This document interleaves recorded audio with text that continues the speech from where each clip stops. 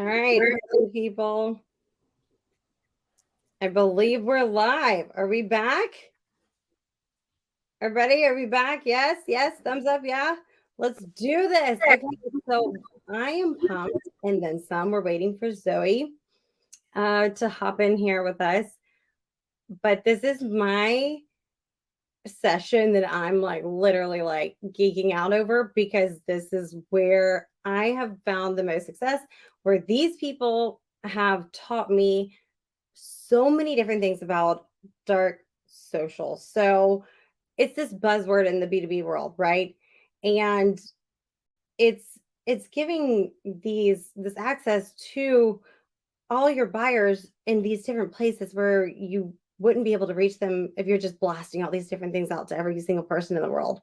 So what they're going to talk about today is really how you're going to strategize with this go-to-market motion for you, your team. Welcome, Zoe. Everyone, give it up for Zoe. She made it. We love this. Round of applause, you guys. We love this.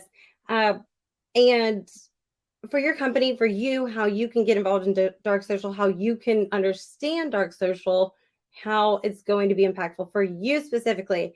So you guys run with it, kick it off, and let's do kind of a round of intros and talk about dark social. Let's go.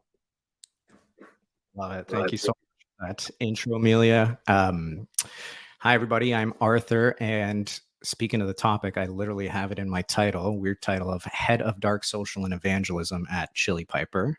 Karina, why don't you introduce yourself? Hey, thanks, Arthur. My name is Karina Owens, and I lead and support the enterprise team from an account-based marketing perspective at Gong. All right, Nick, over to you. Yeah, hey everyone, I'm Nick. I run evangelism and customer marketing at Alice. Super pumped to be here. Last but not least, go. Oh no, can we hear you? Wait, I think I can like hear your motions though, no? All right, I might have to introduce Zoe. Zoe is the community manager at Speckit. One of my favorite humans. I think Zoe has inspired me in terms of her social presence and seeing what she's doing and building a following. And it's been awesome to follow her journey and be a friend. So I'm super pumped about bringing this panel of people together. I hope you all are too. Really, a couple of things that I want to shout out. If you have questions around this, please let us know in the chat. We're here for you all. We have some ideas of maybe topics that you might be interested in, but ultimately we want to give back to you. So if there's burning questions or thoughts or discussions that you want to have, please type it in the chat. And with that being said, I guess we can kind of kick it off. Now, we're going to kick it off with the definition of dark social, just so we're kind of all aligned. So I'll give it a go, but really don't want to spend too much time here because I think it's getting berated and people are becoming familiar with the definition. The way I think about it, and yes, I think word of mouth has existed for quite some time. To me, the difference in what's happening now, and I guess why we've labeled it dark social, is the frequency of which it's happening at, as well as the channels. Like if you think back to how you use LinkedIn, probably digital resume, you didn't really look to connect with your peers and message them about challenges and opportunities you were having. So to me, it's about the rise in the frequency in which this is happening, and now buyers having access to their peers and it becoming the number one trusted resource. And because this is the frequency at which it's happening, it's really starting to dramatically change the way B2B buyers are purchasing products and services. And I think that's what we're really here to talk about okay, now the frequency and the channels and communities are here. How do we start to structure our dark social efforts so that we can hopefully influence what's happening outside of the company? Does anybody have a different take on it within here? Or did I hit on anything? Did I not hit on anything that maybe should be worth mentioning? I think you nailed it, Arthur. And I like to present it to people outside of marketing too, as especially sellers. Think of it as your audience is having buying parties without you. So super important that you are aware of every interaction you're having online, but offline too, because your audience is always going to be sourcing information and feedback from your peers. So that is how I would also kind of elaborate, but essentially digital word of mouth is what we'll be speaking to. Yeah, and I was just going to add to that as well. I feel like it falls into the create demand. I mean, if you're looking at the create demand bucket and the capture demand bucket, which we know, the breakdown of the two, I feel like dark social channels are often difficult to attribute. And I don't want to go down the path of like attribution because everyone has different thoughts and people will get fired up about that. But like, podcasts, events, organic and paid, community, PR, like word of mouth is technically a create demand aspect of it, but still it's difficult to measure and attribute that. And that's why self-reported attribution is there. And that's why other things are trying to be there to measure it. But yeah, it's difficult. Same like, the dark funnel that's out there. Exactly. Zoe, we got you here. Anything to add? I feel like that covers it. I think we should move on to question number 2. I love it. And part of the reason why I wanted to bring all of these wonderful people together is I feel like we're all familiar with the concept, but we each have kind of a subsect that we're specializing in. So I was hoping to start off with you, Karina, and maybe we go about like, how are you at Gong thinking about dark social and maybe starting to structure it from kind of your position in ABM? Yeah, happy to chat about that. And I love that Nick brought up the dark funnel. And there's going to be 2 examples that I'm going to share with you about how we kind of attack this and how it relates to what we're talking about with dark social. So for ABM, especially in the enterprise space, these sales are complex, they're long. We have multiple buyers, and it's really crucial that we really get that adoption in stages like a pilot. So later down the funnel. And something that we've done is we have actually given our future customers the opportunity to connect with current customers. And I don't mean in the old fashioned way of, hey, go talk to your customer marketing team or your sales rep and get permission and write the email and tell them the story that you want them to pitch exactly on your behalf. I mean, it's done blind. So we use a application called Meetsy, which is part of Comsor. And what it does is it allows the users to be matched. And that can be matched by seniority, that can be matched by type of company, or type of user base, if you will. And they have a closed door online conversation about their experience. And we can give them prompts and things to talk about, but it's completely up to them.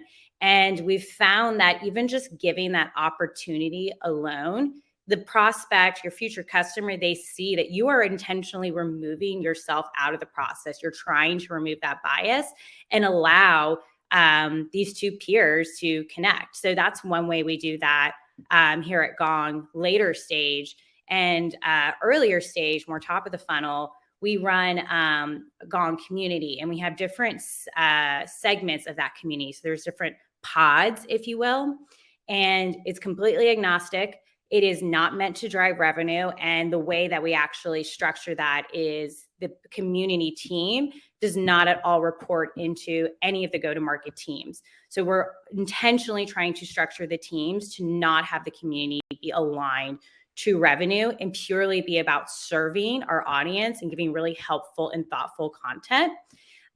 So we do meetups. And one of those meetups, for example, is something that I helped to run, which is called Women in Revenue. And it's just a small, safe space monthly where people that are customers, majority are not Gong customers, actually come and just meet up to talk about different trending revenue topics in a private space. It's not recorded. And you're building a community and trust that, yes, is tied to your brand, but the intention is not driven by a revenue metric or a revenue target, but that gives your brand equity down the line and can eventually have future impact on pipeline later down the road. So those are 2 examples of ways that Gong kind of thinks about what is community and how are we serving in this space. That was amazing. I'll definitely, I mean, I'm learning something new here too. So I definitely need to connect with you about Meetsy. I think that's brilliant and something that we're starting to think about more so from like almost like a paid influencer community partner. But I love that you're even getting your customers involved. That's brilliant. Nick, why don't we go to you next? In terms of like, obviously your social presence, I'm sure a lot of people watching here are familiar with you. And I know you actually were the one that brought me into learning about field marketing and obviously now evangelism.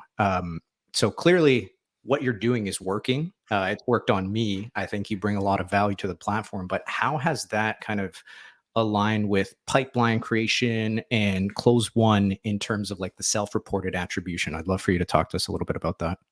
Yeah, it's interesting because I started tracking this in 2021. And so it's, self-reported attribution. We used to always on our demo form have a drop down and it was like, how did you hear about us? And you would basically put someone in a box of how they heard about you. And that's not always the case. We know that. And we made the change, I think it was October of 2021. And we basically made it a required question, but they could put in, and it's an open text box. And so they could put in anything that they wanted. And so we started to see immediately people were putting in, myself, other employees, specific communities as well. And even companies that were customers of ours, we were seeing them reference us all the time. And so we said, great, like now we know what channels to double down in, where can we amplify the presence there. And funny enough, organic, specifically on LinkedIn, drove the majority of our pipeline. And there's zero cost associated with that. So I said, all right, I want to create some type of employee advocacy type program. And it wasn't part of my job responsibility. It was something where I just saw the value in it. And I think it could be impactful. And so there was about 12 of us and we were tracking it through Shield. And we just kind of wanted to see like, hey, if we talk about what we're passionate about and we're not specifically talking about Alice, because again, I don't want to be salesy. I don't want to be that person that promotes a product. I just want to try to add value every single day and see what comes of it. And we started to see that, all these employees, we were getting, millions of views every single month. And that was translating into real conversions through pipeline that was actually turning into our target ICP and our sweet spot accounts that we were trying to win. And we were actually winning those at a higher conversion rate versus basically spending money on paid ads or doing events or other aspects of it. And there's, again, zero cost to this outside of time, really. And so in 2021, for like, not even half the year, I ended up being able to drive personally like $500,000 in pipeline. Out of that $500,000, $250K closed. In 2022, I set a goal of $1 million for myself. And the goal was to close 500K from it. Right now, I'm on pace to hit just like 1.5 million if we keep on getting the inbound that we're getting. So that would be really awesome. And if we can close 500K of that would be fantastic. Even more would be better. But I think you don't have to talk about the company that you work for. It's more about sharing your experiences, sharing things that you're passionate about, bringing your authentic self. And Zoe, I know Karina, you as well, like you both do this really, really well of like, you don't care, like you bring your entire self onto that platform. And I think it's so important because people get to know who you are, what you're passionate about, where you thrive, where you may need help. And they get to know you and they get to like you and build those relationships. And that's when the pipeline starts to actually come in because they may not have a need for your product or service right now, but they built a relationship with you. And over time, they're going to want to work with you when the time is right. Yeah, I feel like you are you're the case study for how this works. Like this is incredible. Those numbers are absolutely amazing. And I know Zach had a question there around how do you track that, Nick? Like your name and the how. Did you hear about his field or anything else? So he was curious about how you're actually tracking that to revenue. Yeah, so self-reported attribution. So basically, I'm pulling a Salesforce report for anything that has mentioned like my name. And fun fact, actually, right before we started this event, I just saw an inbound come through from a 2,000 person company that mentioned they saw me on TikTok. Actually, it was with you, Arthur, back when we were at the Forrester conference, because that's another whole thing, using like events as a way to drive content. I just forgot to post the video, honestly. And so now we have this like 2,000 person company that we've been trying to get a meeting with for like a year that randomly came inbound because they saw my TikTok video. And so like I'm being able to pull reports of this and not only like show the sales team, show CS, but also show leadership team that like, hey, look, you're empowering the employees to be able to do this type of thing, but you guys should be doing it as well for yourself as leaders of the company. Yeah, no, that's amazing. Zoe, I want to get to you in a second here because I think what you and Nick do is amazing. I'll just chime in terms of like how we're thinking about it here. So mine is mainly through like I guess events and field marketing perspective. So the two is really like our in-person dinners and then our customer advisory board and chili champions. So, and they kind of like mix in with each other. What we realized probably back during the pandemic was the rise of these online communities. People were talking. Eventually, we kind of hypothesized that people would have a thirst for coming back to in person and actually like taking these offline connections and meeting them in person. What's been really cool is we basically tried to take the same concepts of dark social. Hey, these buying parties are happening, right, Karina? Like behind closed doors. How do we almost bring that to life in front of us? And how we thought about doing that is literally creating these in-person executive dinners, 25 to 35 people.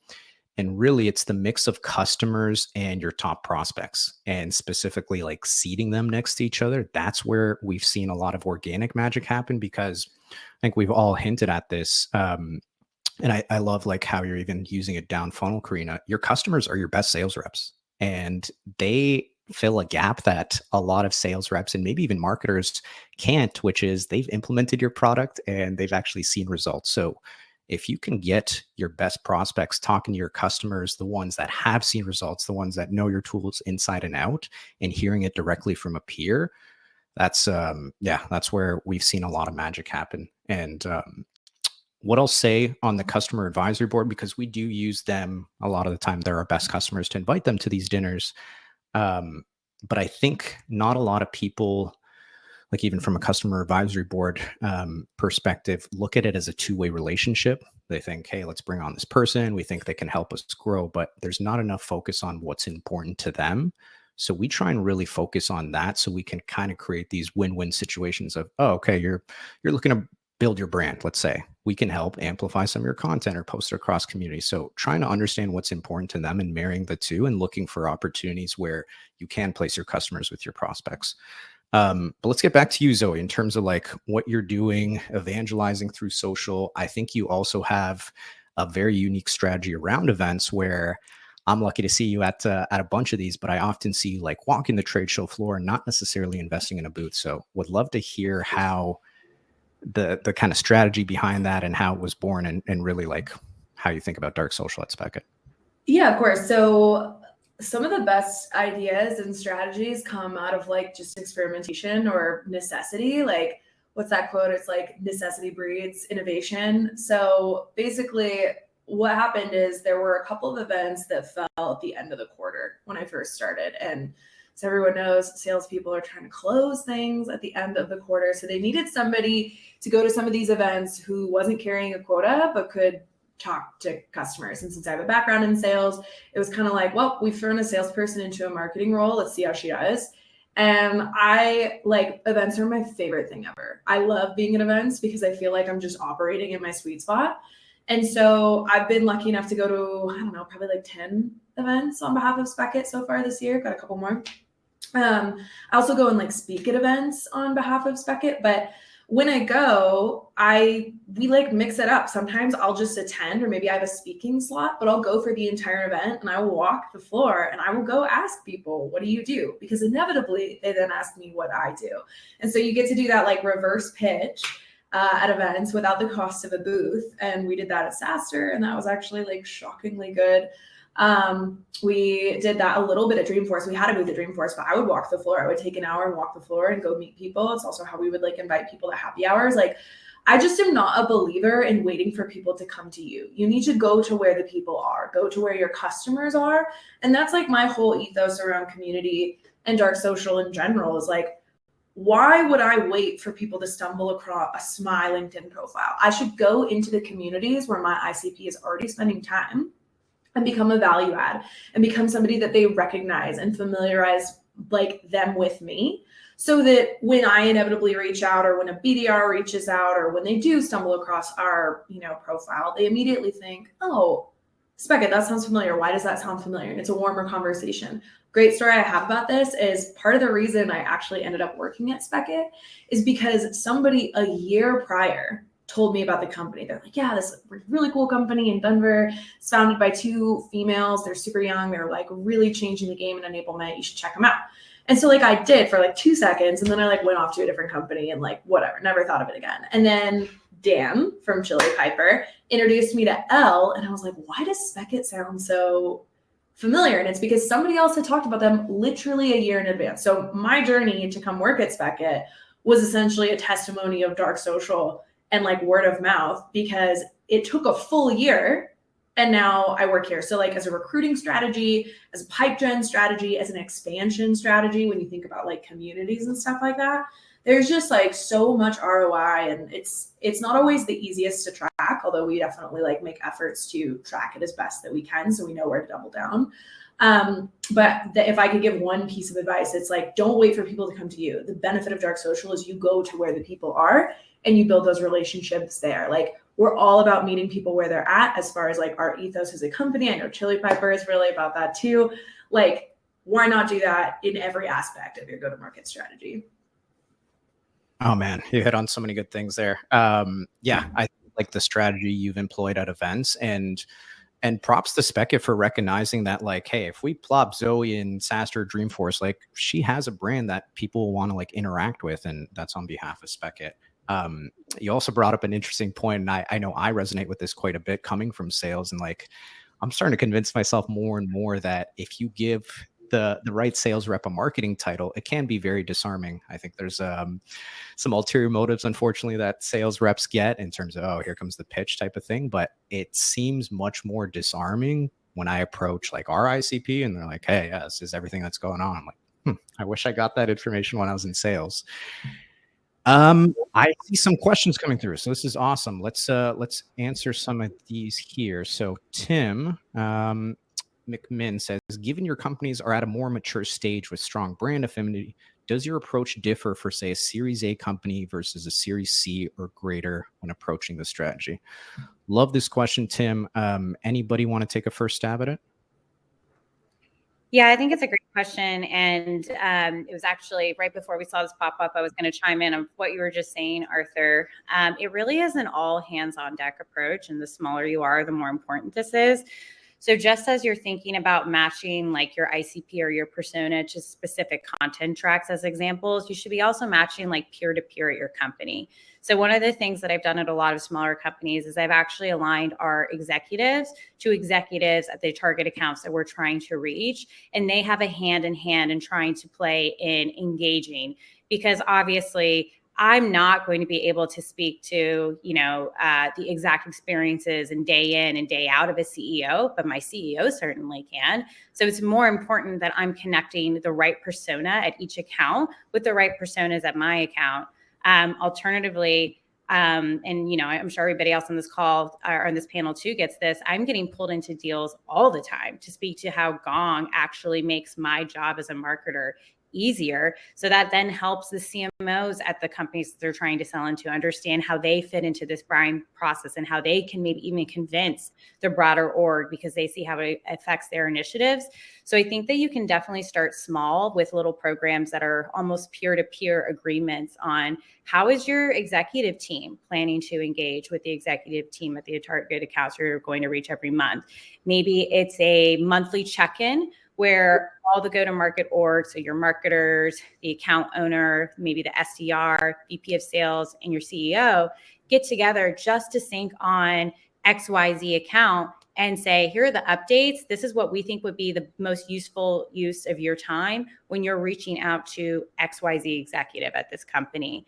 So it's just like a very small example of how you can be thinking about that. And if you can present that strategy and get that buy-in, it definitely goes a long way with having a full personalized approach to connecting your peers and your personas at your own company to the target accounts you're trying to reach. Love that. Zoe, Nick, anything on this? I've never worked for larger than a Series B company, so I can't speak to anything past that. But I will say, like, as companies scale, strategy scales, go to market changes as the market changes. So this is like an ever evolving conversation. If you are doing the same thing today that you were doing 2 years ago, you're probably behind the ball. So I would just say, like, it definitely changes. It will always be changing. And early days, like, doing more with $0 is very important. So trying to do things that are like scrappy and cheap and creative that delight people. It's like not impossible, but it definitely takes a little bit more like back end effort. There's so much that we did early days when I was at Dooley, or early days when I've been here at Speckit, that cost $0 and required a lot of like tape and glue and spreadsheets. And now we have budget for things like tools and automation. So I think the process and like the tooling changes, but the ethos should stay the same. Like, you are there to solve a problem, you are there to delight your customers, and that will then kind of like evolve over time as, you know, you have cash in the bank to do different things. Mm-hmm. Yeah, I was just gonna say I agree with both Karina and Zoe, and you know, it's interesting for me. So like, I used to work for a company called Clary, and I'm sure you've heard of Kyle Coleman. I reported to Kyle at one point, and this was back when they were a Series B company. They've now, I mean, they're way beyond that now, which is great to see. But like, you know, we were running a lot of these like things around Series C, Series D. And again, LinkedIn was a big part of that, and being able to have a lot of success at really zero cost at that point. And, you know, Alice, when I joined Alice, we were a Series A company. We're a Series B company now, still very, very scrappy. A lot of what we do is different, but I think it's important to have it across the entire buyer's journey. And which is why I think for like my role specifically, pairing it with customer marketing, especially in a down market where like net revenue retention is so important. And I think honestly more important than like ARR. How do you tie evangelism and customer marketing together to make your kind of customers advocates on your behalf and like amplify everything else that you're putting out there? Yeah, I think that's probably where I'd start as well, in terms of trying to identify those champions and what can you do to give them a voice, give them the environment to start singing your praises. Tim, yeah, this is a great question. I feel like it's very tough to answer because we all kind of talked about it in a different way, whether it's community events, social. I think for me, what I'm very aware of is the way people are even consuming content in today's day and age, which is natively within the social media platform. So I think if you're going to take it from a content approach, really like long form video content, podcast snippets on social so they can consume it, because I mean, RevGenius did a fantastic job getting 5,000 people to register for this, but chances of them sitting through the whole day and watching each session, probably pretty low. But maybe they listen to a clip of Nick talking about how he influenced an enterprise deal on TikTok, and it gets them to think a little bit differently and come back and watch the replay. So I would think about it in that fashion, Tim, of like, yeah, how are you having long form pieces of content that you can still present natively within the social media platform, which is where I see kind of a lot of the content being consumed. I would say on that point, though, content is like, it is difficult to create compelling content. And too often people will see, I mean, we certainly did this a lot in 2021. Video content is on the rise on LinkedIn. Let me just record myself talking on a Zoom meeting. And now I'll put a text overlay. There is an art and a science to it. So leaning into even influencers, right? People that use your product or are considered experts in their space, they spend hours and hours refining to figure out what works for their audience. Lean into that as a strategy. It's much more newer in the B2B space, but there's so many examples in B2C that everybody can look to easily to replicate that. And then I think, Arthur, to your point about customer marketing, there's no mistake because of what you just shared too, Nick, on net NRR. That's the focus, because people are realizing that's where we have to spend our time. Your customers also travel, right? They leave, they get other jobs. You shouldn't turn off that customer marketing engine once your customers leave, because if they are a raving fan, they're going to remain a raving fan and very well will bounce back to you. So it's one of the easier ways to actually measure brand affinity and how does brand marketing actually impact you is customers. I love that. And I think this is such a great transition into our next question here from Mark. Nick, maybe you can kick us off with this. So Mark's asking, how would you position focusing on dark social to leadership that wants to track everything? Isn't that the worst, that like leadership wants to track everything? Like that just like infuriates me, because like everyone thinks everything needs to be measured. But like my mindset has always been 80% should be focused on revenue, 20% brand, experimental, whatever you want to call it. Like 20%, like let's just write that off. But it's a longer play. It's not, you're not going to see immediate results in, you know, a quarter or maybe even 2 quarters. But like, I mean, look at like, you know, companies like Refine Labs that have made themselves a media company, and like now that's paying off, where like they've grown to be a massive ARR company in like a short period of time. And I think it's leadership being bought into the idea of empowering their employees and understanding that it's about playing the long game, and like it's okay that you can't measure everything. It's why I think self-reported attribution is important versus the drop down of just like putting someone into a box, to at least give you a start. And you can hopefully uncover a lot of these other things through a qualification call or discovery or whatever your process looks like. And then you can start to kind of figure out what channels are actually worth doubling down on.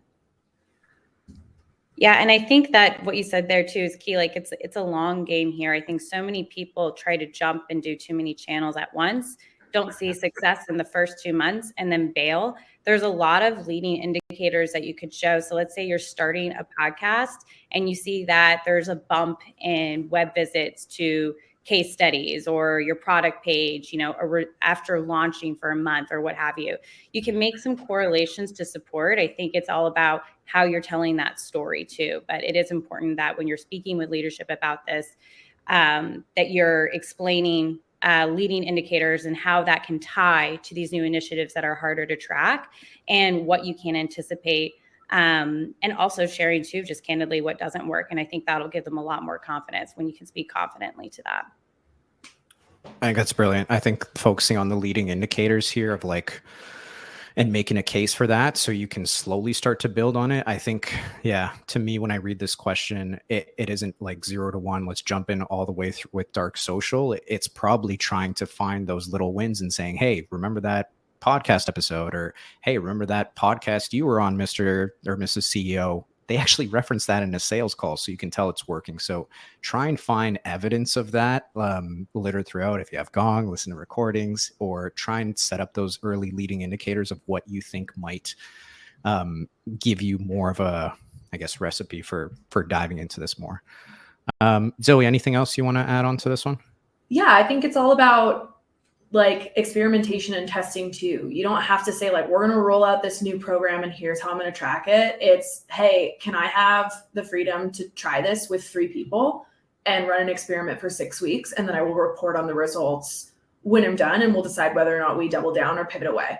And like, just like the ability to operate in almost like a sprint cycle where you can test things quickly and then pivot and move has been really, really helpful for me, because you may have an idea. You may assume something based on some of that evidence, and that gives you enough to like go off of something. But like, my CEO probably doesn't want to invest $100K in something where I was like, somebody said this on LinkedIn, so I think we should do this. It's like, that's not the way to go. So my suggestion would be do a pilot, do a beta, run a small experiment with a group of people, track that, because then you have like a clean slate to come up with the metrics you want to measure. When that's done, you report on it, and you can then make an informed decision on whether or not you double down or change things or pivot. So that's the way we've done things at Speckit. And I think that works across the board with like all kinds of different initiatives, but dark social in particular. Love that. Yeah, could not agree more. Okay, this is great. We're getting a couple more questions. I know we're coming to the end here. So Leslie asks, and I'd be interested to hear some. Share this here. Do you think you can run a successful PLG motion without dark social? Of course. Yeah, go for it, Zoe. I mean, like I just think like, would I opt to do it without dark social? No. Could you do it without dark social? Absolutely. You can do anything you want. It's 2022, and like you could throw a lot of marketing dollars at paid ads and have a successful PLG motion. You just really could. But it's probably not the most efficient route to take. So I think like we don't want to speak in absolutes and say like dark social is the only way, but I also think it really depends on like who your market is. Like you're going to have people who really aren't on a lot of social platforms. And so paid ads or mailers or something like that might be a better channel depending on the industry you are selling to, even if it is a PLG motion. So I would say like, it really depends. Yes, I believe you could do it. Would that be the way that I would do it in B2B SaaS in 2022? No, I would love to use dark social, but yes, I do think it's possible. Yeah, and I feel like we probably would have had a different answer a year ago. I feel like we're all strapped for resources, time. And so I think that the best thing you can do, if that's something that your company is looking to explore, is to actually survey your audience and see if that's something that they're going to lean in more to. Do a beta program or design partners program to see if that motion actually is effective to achieve those revenue goals that you're looking for. But I think it's certainly all dependent, and I would really lean into your customer base currently to see if that's going to be a successful motion. Yeah, I think like to your point, Zoe, like we don't have to speak in absolutes, but ultimately like this is happening whether you like it or not. Your buyers are talking to each other. They're saying, hey, I just signed up for free product, maybe it got stuck, or oh my god, it's amazing, I can't wait to upgrade to the paid version, whatever like it's happening. So it's kind of whether or not you want to align your marketing to the fact that these conversations are happening and trying to influence them in some sort of way or get ahead of them, whether you're running events or anything like that. So to answer Leslie, I guess you can, like Zoe said, it's 2022, you can do whatever you want, but would we recommend it? Probably not. All right. So I know we're coming to the end here. Maybe we can kick us off with just some tactics that people can leave with. I think we've already hit on some great ones. Karina, I loved your the community and further down funnel. Maybe I'll kick us off here. And specifically for like, I love this customer advisory board question. We tried it out our last meeting, and to me, it seemed like it was really like eye-opening. Simply what we asked was, hey, go around, what's something you need help with? And what was really interesting around here is you start to hear, I know one person said, hey, I'm trying to up my newsletter subscribers. Another one was like, I'm trying to think of creative outbound methods. And then our community of customer advisors, now they're starting to like help each other. So this was so beautiful to see in person of like, it's not only about, okay, bringing these people on to your customer advisory board, but how are you getting them to like interact with each other and find those gaps of like, hey, this is something that I'm thinking about or working on. And somebody could say, oh my God, I just did that 2 months ago. Like finding those opportunities, because ultimately you do want to create that two-way relationship. And I think without knowing what's important to the other side, it makes your ask a little bit like self-interested. But I think if you can align that to understand, hey, what is most important to their career right now, or maybe what's one initiative that you can help out on, it's something that we've tried more recently. It's been amazing just to see the level of engagement, because I think that's probably another dark social tip if you like create a customer advisory board. But I think there's more to it than that. And how do you find ways to have that two-way relationship? But anybody else want to, maybe we'll go with you, Zoe, like in terms of some tactics. I know you talked about events and trade shows, shooting content. Anything come to mind that you can share with the audience? Yeah. So the best thing we did this year, that's like a very absolute statement. In my opinion, the best thing that we did this year, at least in like my little corner of the marketing world, was build a marketing advisory council similar to a CAB, but they're not all customers. So we took an even split, 50% customers, 50% prospects who fit our buyer persona. And I basically had them, I signed a contract, they signed a contract that said, we will not pitch or sell you for the next 6 months if you engage in this sort of focus group with us. So there, it's like safe space. And basically it's a group that we brought together to support our content team, to support our customer success team, to support our product marketing team. So we wanted to test messaging. We wanted to ask them questions about like features. We wanted to like get some thought leadership content of them. So I bring them together. And to your point, Arthur, like the goal isn't me talking with them. It's, can I get them to talk to one another? And can I record that and turn it into months worth of content, insights, feedback? And that was, I have a screenshot. I like saved it in my little like swipe file from our head of product marketing, who was like, I got more out of that 1 hour meeting with these 7, prospects and customers, testing our messaging than I would have in a quarter of interviewing people one-to-one, because you get different conversations when your buyers who are doing the same thing, facing the same problems, are talking to one another because they speak the same language. They're sitting in the same seat. I'm going to ask a very pointed, narrow question because I'm trying to get to an answer. They're just having a conversation. And so I recorded it. I have those transcripts, and like that is feeding our content engine. We're pulling them into one-on-one interviews because it was like, you said this one thing that was awesome. I've got sound bites that I can now use as like ads. Like it's invaluable to have conversations with your customers, but to also create an environment for your prospects where they can speak freely and give you that feedback, because we found that our customers understand what we're talking about. But if you haven't seen the product, it was like a little bit confusing, some of our messaging, and we would not have known that had we only brought customers into that conversation. So Marketing Advisory Council was probably the best investment I made this year. And we're actually going to spin up 2 more cohorts with our number 2 and 3 top buying personas from customers and prospects moving forward. So if there's one sort of like dark social thing you could do, and to your point, Arthur, one question we asked them, and this is just like a relationship building tip, is what's something you're looking forward to in the next 90 days? I recorded that. I put calendar reminders for each person for me on my calendar. And then I sent them a note or a gift or something that related to the thing that they told me. Somebody was like, I'm going to Egypt. My daughter's getting married. My kids are going back to school. And so it's like reaching out to people and like continuing to build those relationships, to your point, making it of value to them, elevating them, making them feel seen is going to pay dividends in terms of like building that trust and letting them like reach out to you and be like, hey, I have this thought on the product. I want to create that open channel of communication. We're trying to bring dark social to light so that we can actually like leverage it. So I think there are a lot of ways to do that. And that's one way that we did it this year. And I would do it again. Love that. I know we only have a couple minutes left. Karina, I'll toss you the mic. Anything you can share with the audience real quick as we wrap up here? I think that was an amazing example and a perfect way of letting your customers speak with your prospect and also getting value out of that. So kudos to you, Zoe, and your team for doing that.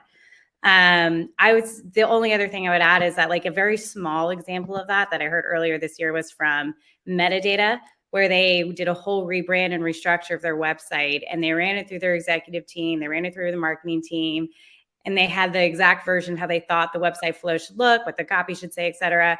They brought it to their customers and they were like, no, that doesn't make any sense. Do this, do that, do that. Bam, like just gold. So there's so many ways that you can just test and get feedback and have it be super relevant. That's of a low cost barrier, and certainly makes your customers feel like they're part of the process with you. Amazing. And Nick, can you sign us off here? What's one thing you can share with the crowd here? I think it's leveraging, at least in B2B, influencer marketing. And I think it's something where like ABM was the buzzword from like 5 years ago. And I feel like influencer marketing in B2B is going to be something that more and more companies are going to double down on in 2023 to feed that content engine, to feed the messaging, to feed the narrative, all of that.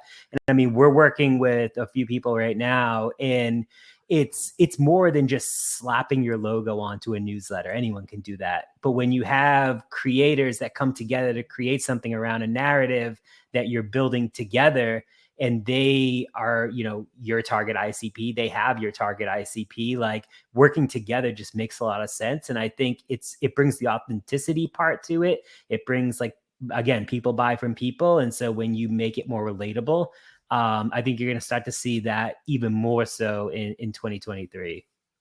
Yeah, I couldn't agree more. Look at this. The timing, impeccable. Countdown, 47 seconds. Thank you all for coming on this. I think I learned so much from you all. Hopefully the audience has too. I know we're all very active on LinkedIn. So please, if there's anything that we didn't get to or any burning questions that you have, feel free to connect with us, message us on LinkedIn. We are happy to help. We know this is kind of at the forefront of marketing and go-to-market functions. So we're here learning. I learned a ton from Karina, Zoe, and Nick, and I hope you all did too. So looking forward to connecting with you all outside of this, and hopefully you enjoy the rest of RevCon. Thanks, everybody.